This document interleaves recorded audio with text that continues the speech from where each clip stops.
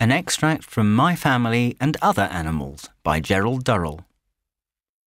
As the summer grew hotter and hotter, we decided that it required too much effort to row the sea cow down the coast to our bathing bay, so we invested in an outboard engine.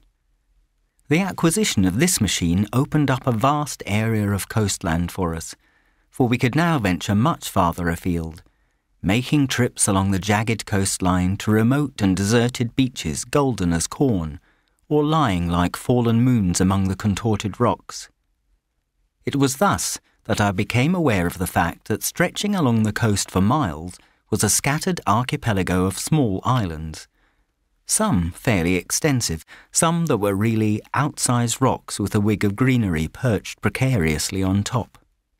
For some reason, the sea faunae were greatly attracted by this archipelago, and round the edges of the islands, in rock pools and sandy bays the size of a large table, there was a bewildering assortment of life.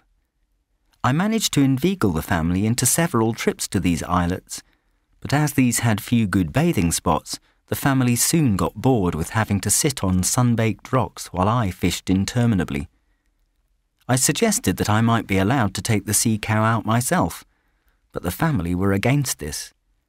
Then, just when I had almost given up hope, I was struck with a brilliant idea. My birthday was due fairly soon, and if I dealt with the family skillfully, I felt sure I could not only get a boat but a lot of other equipment as well. I therefore suggested to the family that instead of letting them choose my birthday presents, I might tell them the things which I wanted most. The family agreed, and then, somewhat suspiciously, asked me what I wanted. Innocently, I said that I hadn't thought about it much, but that I would work out a list for each person, and they could then choose one or more items on it. My list took a lot of time and thought to work out, and a considerable amount of applied psychology. Mother, for instance, I knew would buy me everything on her list, so I put down some of the most necessary and expensive equipment.